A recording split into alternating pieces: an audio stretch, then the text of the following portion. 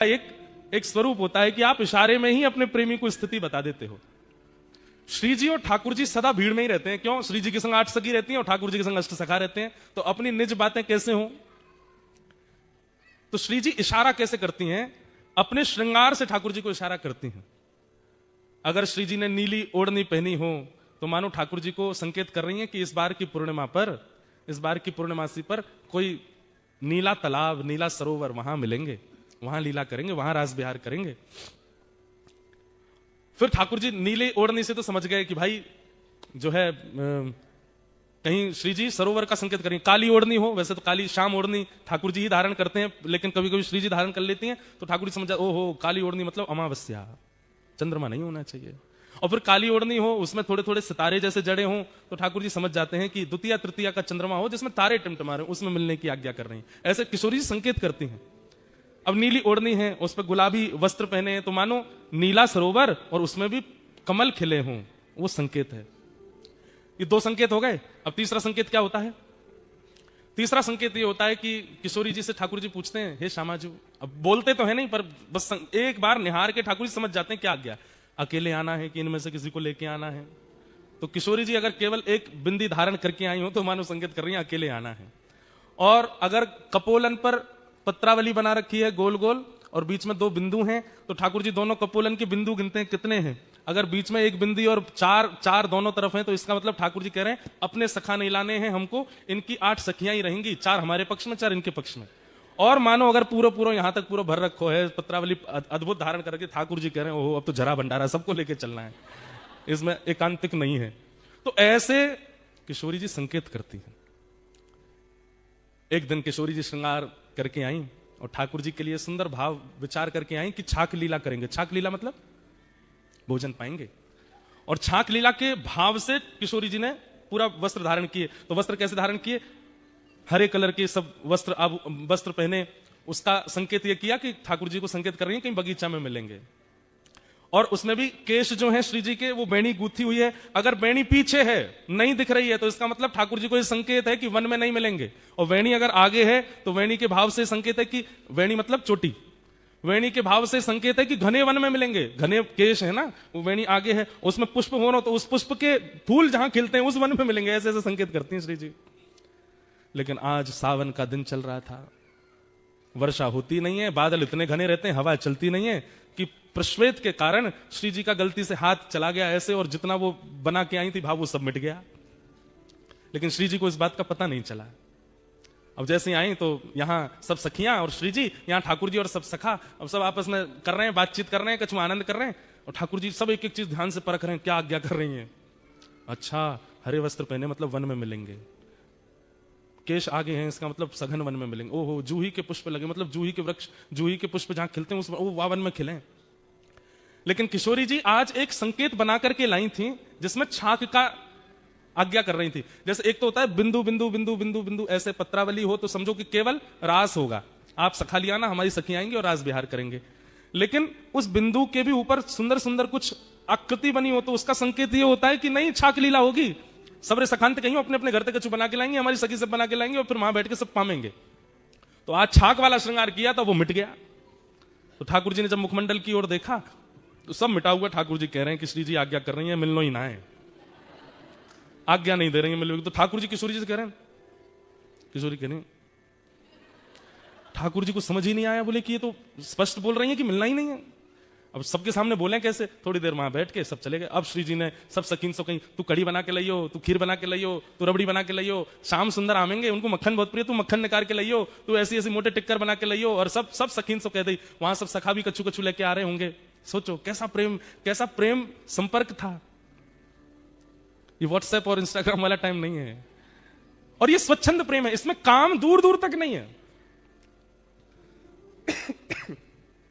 संध्या के समय आज सुबह से सब सखीन ने अपने घर में सुंदर सुंदर प्रसादी बनाई, और संध्या के समय श्री जी आ गई बगीचे में। जैसा जैसा संकेत जहां का किया था उसी बगीचे में, उसी पुष्प के वन में आकर के श्री जी आके विराज गई। अब प्रतीक्षा कर रही हैं, ठाकुर जी आ रहे होंगे, ठाकुर जी आ रहे होंगे। अब जब ठाकुर जी विलंब करते हैं ना तो ललिता विशाखा ठाकुर जी की बुराई करने लग जाती हैं। अरे श्री जी तुम भी यार छलिया के चक्कर में पड़ गई हो, जो ऐसा ही है।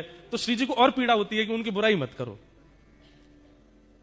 और फिर करते करते बुराई ऐसे कहने लग जाती हैं, हमें तो ऐसा लगे नंदगाम में कोई और गोपी आ गई है, वो और ज्यादा सुंदर है, और वाने बढ़िया अपने घर में कच्चू रबड़ी बनाई होगी, तो लाला वहीं चलोगे और वहीं पेट भर लियो। अब ये सब सुनकर के श्री जी को बहुत पीड़ा होती है। बहुत देर हो गई, ठाकुर जी नहीं आए। वहां श्री वृषभानु भवन से कीर्ति मैया आवाज दे रही हैं, अरे श्यामा, अरे लाली तू कहां है, जल्दी आ जा। सब सखी बोली, किशोरी जी अब जावे को समय है, आज मिलन नहीं होगा। किशोरी जी के नेत्र सजल हो गए, जा रहे हैं। और रास्ता में अब पूरे निर्णय कर लिए, आन दो कल, अब नहीं मिलूंगी इनसे, आज के बाद कोई संकेत नहीं करूंगी, आज के बाद कभी नहीं मिलूंगी, और आज के बाद यूं करूंगी त्यों। सब मन में विचार कर लियो। क्रोध में जाकर के जितनी सामग्री बनाई वो पाई भी नहीं। रात्रि में विशाखा ललिता दोनों सेज सजा रही हैं श्री जी का। तब श्री जी आज्ञा करें, ये जितनी सामग्री बना के लाए हो ना, कुछ पाया तो नहीं? बोले नहीं, कुछ भी नहीं पाया, सब धरो है श्री जी, आपने भी नहीं पाया, पालो। बोले नहीं, सब बंधवा के। और हमारे बरसाने में पूर्णमासी है, एक पूर्णमासी है, वो नंदगांव भी जाती है, बरसाने भी रहती है। बोले उसके हाथ सब भिजवा दो नंद भवन, वही के यहां भिजवा दो, लाला पाले को। क्रोध में जैसे किसी ने आपके लिए बढ़िया घर में व्यवस्था करके रखी, आप नहीं गए तो वो फोटो खींच के भेजता है, ले ये सब करके रखा था मैंने तुम्हारे लिए, फूल मंगा के रखे थे, ये करके रखा था, तुम आए नहीं। तो वो कितना भारी लगता है। हमारे साथ तो बहुत होता है ना, क्योंकि हम जहां भी कथा करने जाते हैं 10 लोग बुलाते हैं, वो हमारे घर आओ, 2 मिनट के लिए आओ, तो हम आएंगे बनाएंगे। अब कोई बेचारा पूरी व्यवस्था करके रख लेता है, जब नहीं जाते तो फिर कभी मिलता है, महाराज जी देखो मेरी बेटी सुबह से बैठी थी, हाथ जोड़ के बाहर खड़ी थी, आप आएंगे, दिया बुझ गए, तेल सारा खत्म हो गया घर का, लेकिन आप आए नहीं, हमने ये बना के रखा, वो अरे मैंने कि मैया क्षमा करो, फिर कभी आ जाऊंगा। तो ऐसा होता है। तो उसी भाव से श्री जी ने 56 भोग भिजवाए ठाकुर जी के पास। पूर्णमासी आई ठाकुर जी के पास आके बोले, लाला इतकुआ, अरे पूर्णमासी कहा भर के लाइया झोला में? बोले 56 भोग है। काय बात को? बोले श्री जी ने भिजवाया तेरे काजी। अच्छा, आज कोई उत्सव हो बरसाने में, कोई मनोरथ हो? ना कछु ना। तो कहा कह के भेजो, काय मारे भिजवाए? सब बोले कछु ना, क्रोध में भेजो है।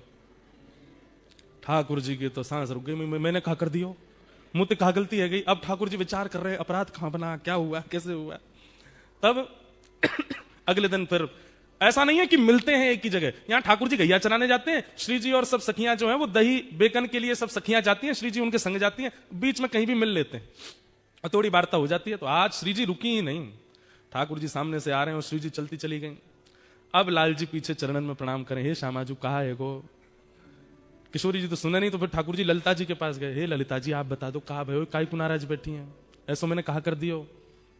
बंधुओं एक बात मैं बीच में बोल दूं, इन लीलाओं को सुनकर के आप कहीं ये विचार मत कर देना कि भाई ये वही कृष्ण है जो सुदर्शन चक्र धारण करते हैं। हाँ, ये वही कृष्ण है, ये वही कृष्ण है जो महाभारत युद्ध में द्रुत गति से रथ को हाँकते हैं। ये वही श्री कृष्ण है जो विराट रूप धारण करके सहस्त्र शीर्षा पुरुषः सहस्त्राक्ष सहस्त्रपात, 1000 मुख 1000 हाथ 1000 चरण जिनके प्रकट हो जाते हैं, ये वही श्री कृष्ण है। लेकिन व्रज वृंदावन में अपने प्रभाव को छुपा देते हैं, स्वभाव में रहते हैं। वृंदावन के श्री कृष्ण अलग ही हैं, ऐसे डर रहे हैं जैसे मानो श्री जी अगर नहीं रीझी तो मेरा तीनों लोक लुट जाएगा। आज घबरा रहे हैं। ललिता जी कह रही हैं हम तो तभी बताएंगे। बोले कब? बोले पहले विशाखा के चरण दबा के आओ, जाओ।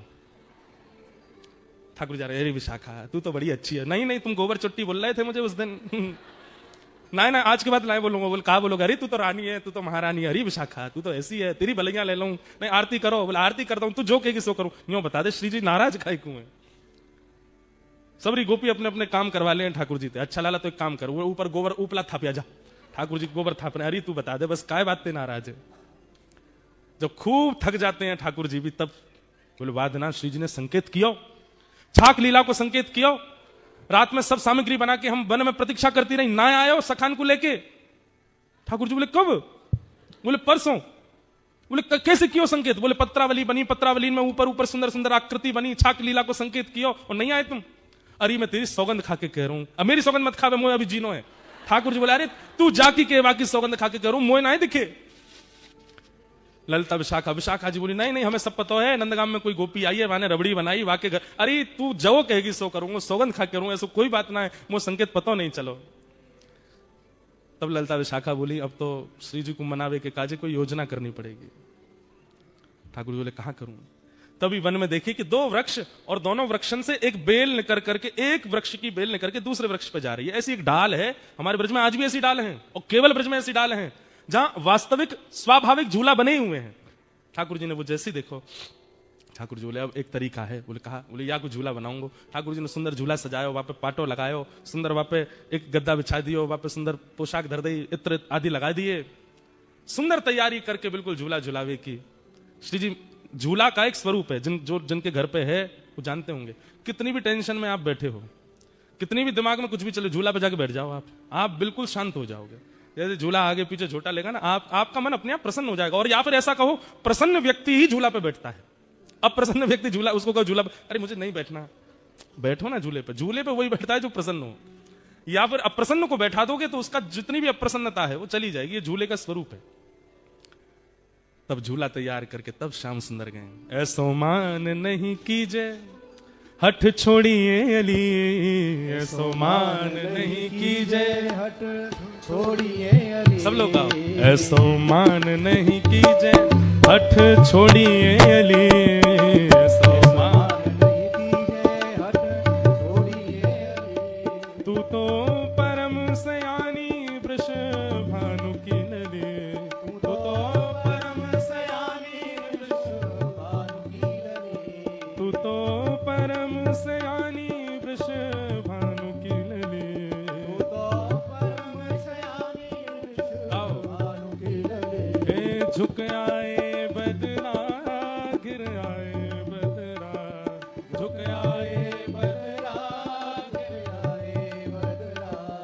झुक आए बदरा गिर आए बदरा, झुक आए बदरा गिर आए बदरा। ओ राधे झूलन पधारो गिर आए बदरा, राधे झूलन पधारो गिर आए बदरा। ओ श्यामा झूलन पधारो गिर आए बदरा।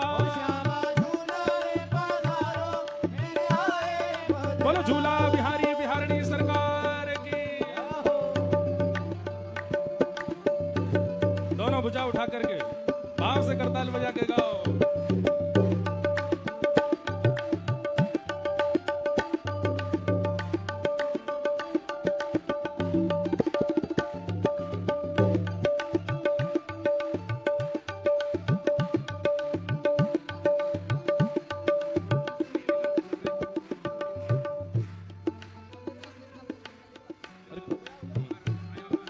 जब ठाकुर जी ने खूब मना ली, श्री जी नहीं मानी, तो फिर अब ललिता विशाखा भी, उनको भी दया आ गई। अरे श्याम सुंदर इतना मना रहे हैं, श्री जी नहीं आ रही हैं। तब ललिता जी जाती हैं और किशोरी जी से कहती हैं, हो तेरो रसिक प्रीतम मग जोवत खड़ो, तेरो रसिक प्रीतम मग जोवत खड़ो। ब्रज भाषा है, समझ आ रहा है। ललिता जी कह रही हैं, अरे ये रसिक प्रीतम श्याम सुंदर आपकी बात निहार रहे हैं। आपको ठाकुर जी दूर जाके झूला के पास बैठ गए। किशोरी जी कह रही हैं, ठाकुर जी तो कह लो खुद ने बनाया, झूला खुद ही झूल लेंगे। तो ठाकुर जी संदेशा भिजवा रहे हैं, बोले जब तक श्री जी प्रसादी नहीं करेंगी तब तक ना बैठूंगा, पहले श्री जी प्रसादी कर दें तब बैठूंगा मैं। तो तब ललिता विशाखा समझा रही हैं, तेरो रसिक मृतम मग जोवत खड़ो, तेरो रसिक प्रीतम मग जोवत खड़ो। वह तो दो कर जोरे